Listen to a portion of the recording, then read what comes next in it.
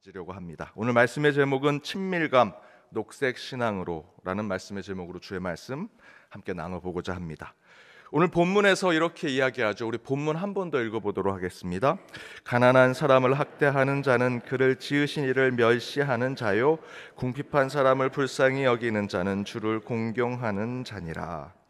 물론 여기서 가난한 사람, 궁핍한 사람을 경제적, 사회적, 정치적, 육체적 어려움을 가지고 있는 사람이라고 해석할 수 있죠. 하지만 동시에 성경을 읽고 해석할 때 인간 중심적인 관점을 넘어서 하나님의 창조적 관점으로 바라본다면 이 가난한 자, 궁핍한 자를 저희들은 사람이라고 생각하는 것뿐만 아니라 가난하게 되고 궁핍하게 된 하나님의 모든 피조물이라고 생각할 수 있습니다.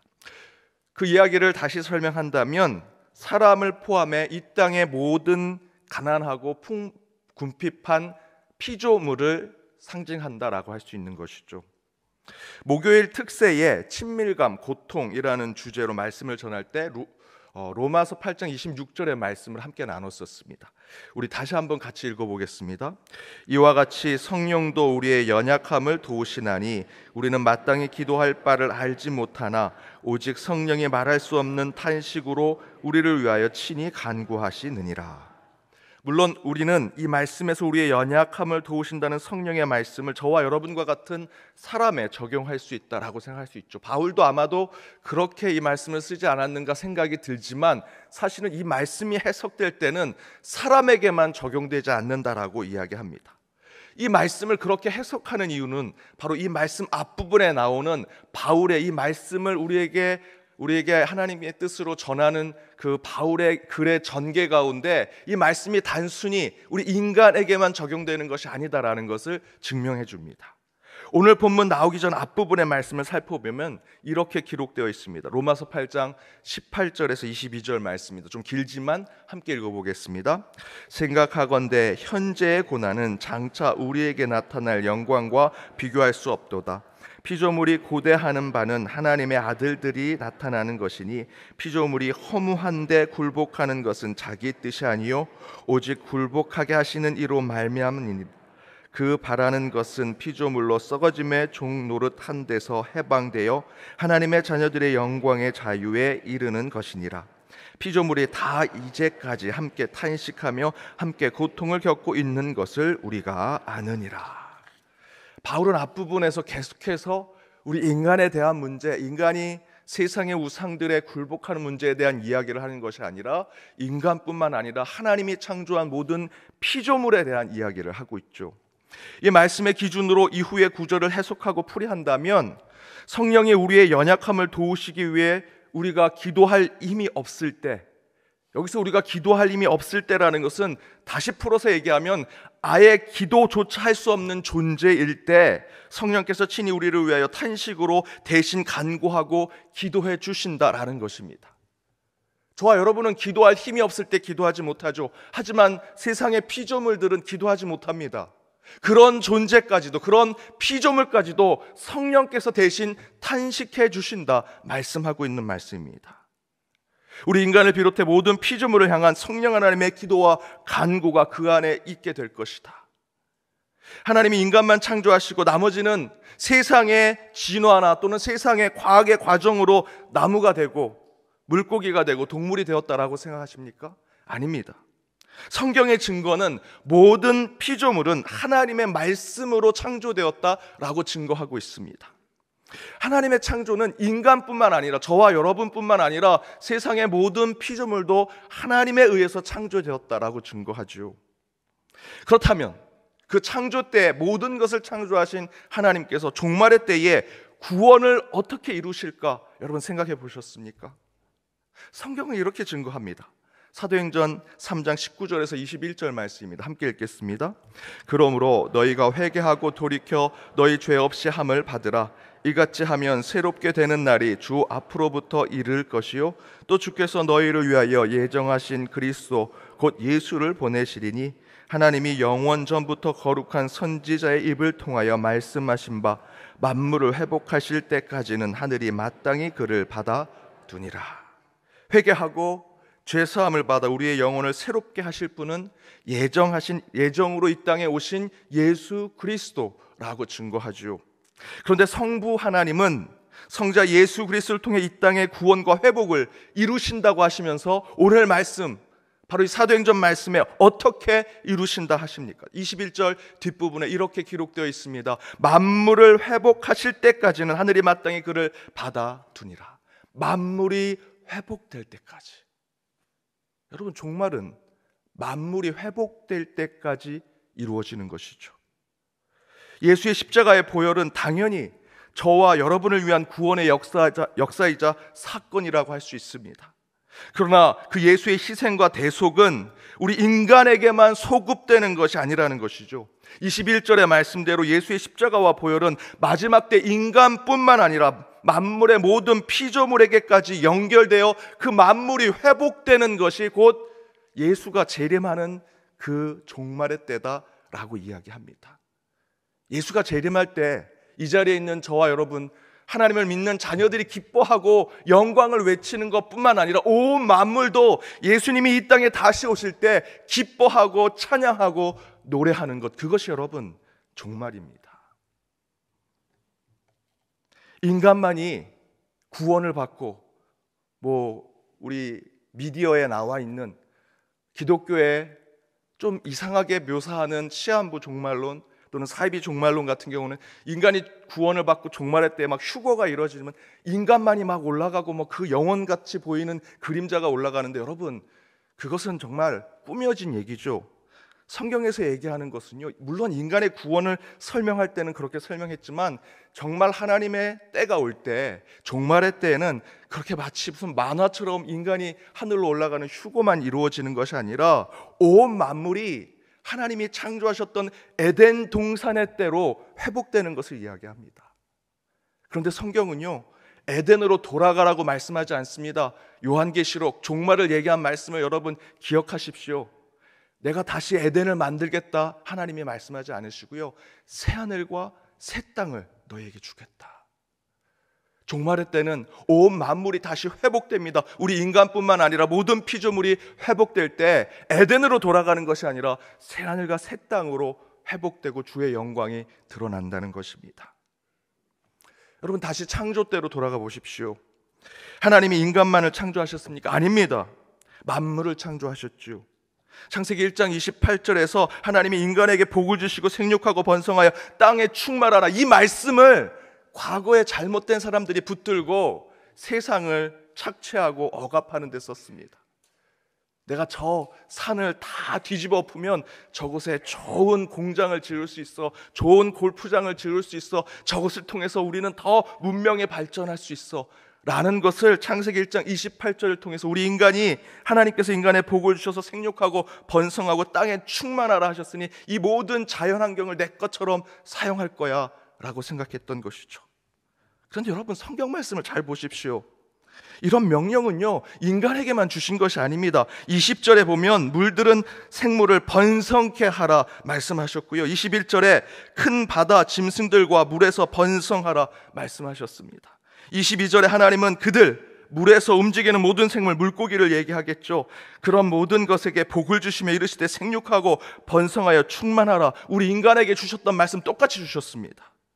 새들도 땅에서 번성하라.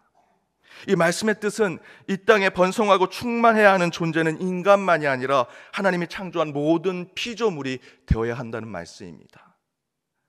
그래서 노아의 방주에 심판할 때 인간만 심판하신 것이 아니고 이 땅의 모든 존재를 멸절시키셨습니다. 그것이 심판이요, 물의 심판이죠.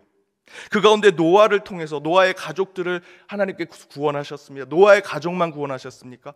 아니죠. 우리 주일학교 때 많이 배웠던 이야기들, 노아의 가족뿐만 아니라 서로 암수 짝이 된 것들 세상에서 다 불러서 노아의 방주에 드렸습니다.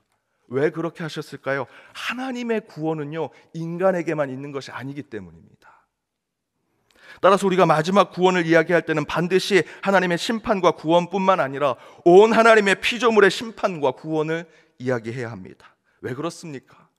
우리는 먼저 하나님과 연결되어 있고요, 동시에 우리는 하나님의 창조의 세계의 모든 피조물과도 연결되어 있기 때문에 이 땅의 종말과 심판은 인간을 포함해 온 우주 만물의 회복과 구원에 대한 것임을 깨달아야 한다는 것입니다. 그것이 저와 여러분이 가져야 할 이 시대의 진정한 크리스찬의 신앙입니다. 특세 첫날 기억하십니까? 달라스 윌라드라고 하는 기독교 변증학자가 친밀감은 경험의 공유라고 말씀드렸죠. 그렇게 말씀드리면서 그렇다면 하나님과의 친밀감은 곧 사람과 사람, 사람과 자연환경 창조 세계의 만남 가운데 서로 공감하고 나누며 함께 같이 했던 그 공유의 모든 감정과 느낌이 느껴질 때 우리는 진정한 영적 친밀감을 갖게 된다라고 말씀드렸습니다. 물론 우리는 오늘 옆에 있는 우리의 신앙의 동료를 두고 기도할 때 영적 친밀감을 느끼게 될 것입니다. 오늘 특별히 청년부 많이 오셨는데 이 새벽에 우리 서로 기도하면 더 친밀감을 갖게 되겠죠. 그런데 그런 영적인 감정은 사람만이 느끼는 것이 아니더라는 겁니다. 오늘 오실 때 가을을 느끼면서 오늘 장로님께서 기도하시는데 이 가을에 대한 표현을 하셨습니다. 저희의 기도가 우리 인간의 문제에 대한 얘기만 하는 것이 아니죠. 기도 가운데는 하나님의 창조의 세계에 대한 기도도 많습니다. 교회 오신 분들이 목사님 만나서 장로님 만나서 권사님 만나서 사람에 대한 얘기만 하시지 않습니다. 교회 마당에 오니까 꽃이 참 예쁘게 폈습니다. 봄, 여름, 가을, 겨울마다 우리 교회 안에서 느껴지는 여러 피조물들의 모습을 보면서 우리는 살아계신 하나님을 경험하고요. 때로는 겨울에 내리는 눈을 보면서 또 오늘 비가 온다고 하는데 그 빗소리를 들으면서 오직 그때마다 우리는 하나님을 또한 경험하기도 합니다. 제가 연동교회 처음 왔을 때 사실은 제가 전에 있었던 데는 카펫이 아니었습니다. 그래서 이 카펫 냄새가 굉장히 제게 불편하게 느꼈습니다.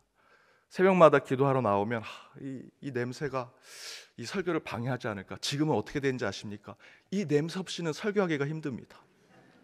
다른 교회 초청받아서 가면 우리 연동교회 이 냄새가 나지 않아서 이 꿉꿉한 냄새가 오히려 제게 사실 하나님을 더 가깝게 느끼게 하는 것이 되었습니다. 실제로 우리는 하나님과 연결되어 있을 뿐만 아니라 하나님이 창조하신 온 우주 만물과 연결되어 있고 친밀하게 관계되어 있더라는 것이죠. 그것이 바로 친밀감을 기초로 하는 우리의 신앙이 되어야 할 것입니다. 특별히 우리 이상기후 시대 아닙니까? 지구온난화, 이상기후, 종말의 시대에 가까이 간다. 특별히 환경학자들이 생태시계를 이야기하면서 이제 마지막 종말의 12시에 몇 분 남지 않았다라고 얘기합니다. 여러분 잘 생각해 보십시오. 창조의 때에 인간은 6번째 날 만들었습니다. 하나님이 창조를 시작하고 인간이 바로 딱 나와서 창조가 된 것이 아니고요. 하나님이 창조하시고 인간은 6일째 한참 후에 창조가 됐습니다. 여러분 종말은 어떻게 될까요? 여러분 생각하실 때 모든 인간이 다 죽으면 종말이 될까요? 창조 때랑 똑같지 않겠습니까? 지구온난화, 그로 인한 이상기후로 자연이 파괴되면서 우리 인간이 다 죽게 되었다. 이제 종말의 때였다. 그렇지 않습니다. 인간이 다 죽으면 종말이 아닙니다. 인간은 다 죽을지 몰라도 하나님이 창조하신 이 피조물이 다 마지막의 때가 될 때 예수 그리스도가 재림하실 때가 진짜 종말 아니겠습니까? 저는 우리 인간이 이 땅에 있을 때 예수가 오시는 것을 보고 싶습니다. 그런데 저희들의 죄의 타락으로 자연이 파괴되고 환경이 오염되어서 어쩌면 우리 인간은 다 죽고 오히려 이 피조의 창조 세계가 더 풍성해지고 번성해질 때 예수가 재림하시지 않을까라고 하는 안타까움이 있습니다. 사랑하는 여러분, 어제 말씀에 우리의 친밀한 신앙은 다비다처럼 울타리를 넘어야 진정한 크리스찬의 삶을 살아내는 것이라고 말씀드렸죠.